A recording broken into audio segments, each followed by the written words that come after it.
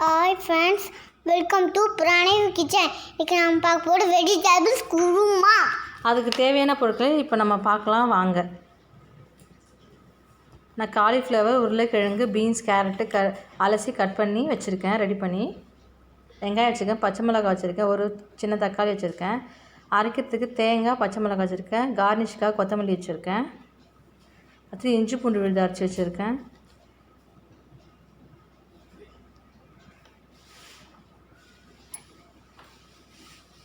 எண்ணெய் எடுத்து வச்சுருக்கேன், உப்பு எடுத்து வச்சுருக்கேன், மஞ்சத்தூள், தனியாத்தூள், மிளகாத்தூள், சோம்பு தாளிக்கிறதுக்கு, பட்டை லவங்கம் எல்லாம் எடுத்து வச்சுருக்கேன், உடச்சக்கல் எடுத்து வச்சுருக்கேன் அரைக்கிறதுக்காக ஒரு ஸ்பூன், தேவையான அளவுக்கு தண்ணி எடுத்து வச்சுருக்கேன் காய் ஊற்றி வேக வைக்கிறதுக்காக. இப்போ நான் பாத்திரம் எடுத்து வச்சுருக்கேன், அடுப்பு ஆன் பண்ணிக்கலாம். ஆன் பண்ணிட்டேன். இப்போ அந்த பாத்திரத்தில் நம்ம கட் பண்ணி வச்சுக்கிற வெஜிடபிள்லாம் போட்டுக்கலாம்.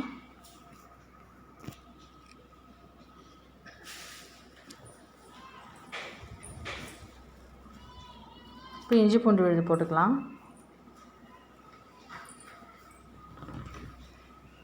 அடுத்து கட் பண்ணி வச்சுக்கிற ஆனியன் எடுத்து கொஞ்சம் போட்டுக்கலாம்.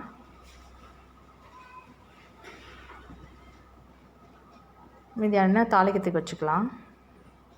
அடுத்தது தக்காளி போட்டுக்கலாம். ஒரு தக்காளி கட் பண்ணி வச்சுக்கிறத, 2 கொத்தமல்லி கருவேப்பிலை போட்டுக்கலாம்.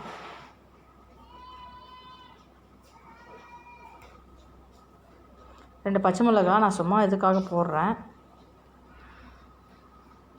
மஞ்சத்தூள்,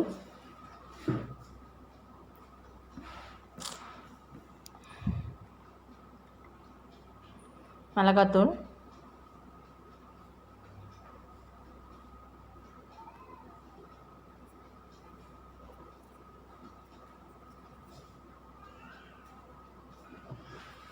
தனியாத்தூள் 2 ஸ்பூன் எடுத்து போட்டுக்கலாம்.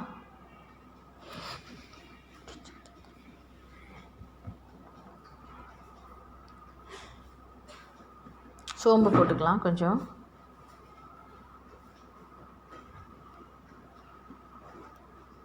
இப்போது காய் வேகத்துக்கான அளவு தண்ணி நம்ம ஊற்றிக்கலாம்.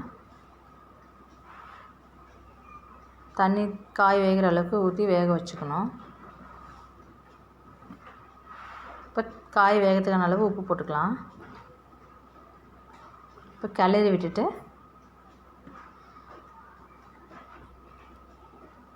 மூடி போட்டு வேக வைக்கலாம். அந்த டைமில் நம்ம மிக்சியில் அரைக்கிறதுக்கு வச்சுருக்க தேங்காய், பச்சை மிளகாய் போட்டுக்கலாம். மிக்சியில் 4 பச்சை மிளகாய் வச்சுருக்கேன், தேங்காய் போட்டுக்கிறேன்.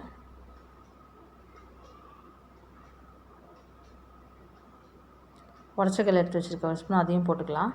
இது 3த்தையும் நல்லா பேஸ்ட்டாக அரைச்சிடணும்.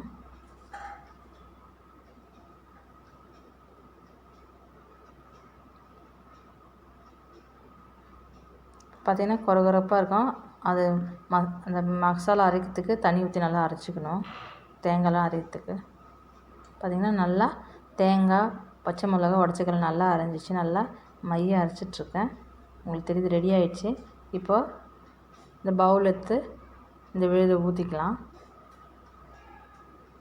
பார்த்திங்கன்னா நல்லா காய் கொதிச்சுட்டு இருக்கு.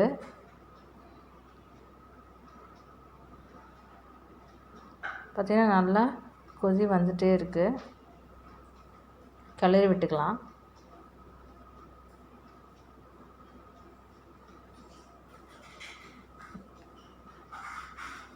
கிளறி விட்டு நல்லா பார்த்திங்கன்னா காய் வெந்துருச்சு. இப்போ நம்ம ஒரு காய் எடுத்து வெந்துச்சான்னு பார்க்கலாம். பார்த்திங்கன்னா காய் நல்லா வெந்துருச்சு. இந்த ஸ்டேஜில்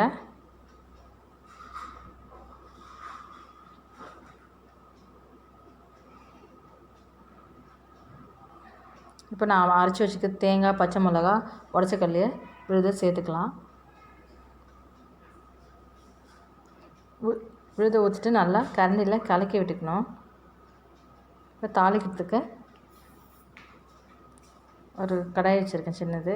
அடுப்பு ஆன் பண்ணிவிட்டேன். எண்ணெய் ஊற்றிக்கலாம்.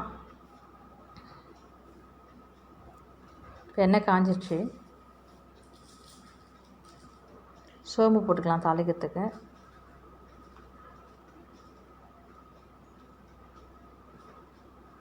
இப்போ பட்டை லவங்கெல்லாம் சேர்த்துக்கலாம்.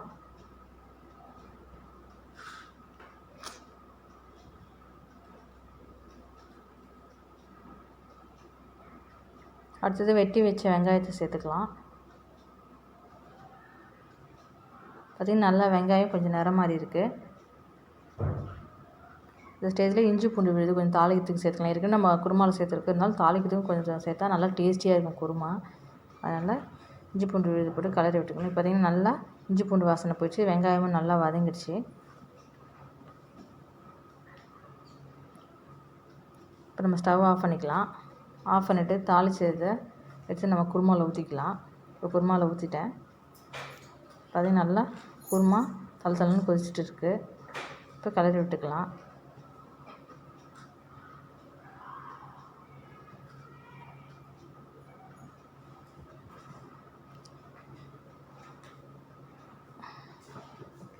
இப்போது தட்டு எடுத்து மூடி வச்சுக்கலாம். ஒரு 2 நிமிஷம் கொதிக்கிட்டோம். அதுக்கப்புறம் நம்ம குருமா ரெடி ஆகிடுச்சு. இப்போ பார்த்தீங்கன்னா இப்போ நம்ம ஸ்டவ் ஆஃப் பண்ணிக்கலாம்.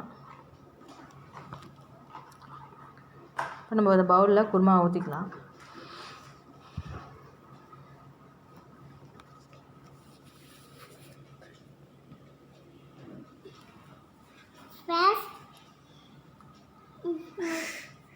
சூடான சுவையான குருமா ரெடி. நம்ம குருமா வந்து நல்லா டேஸ்டியாக இருக்கும். நீங்கள் உதவி செஞ்சு பாருங்கள். லைக் பண்ணுங்கள், ஷேர் பண்ணுங்கள், கமெண்ட் பண்ணுங்கள்.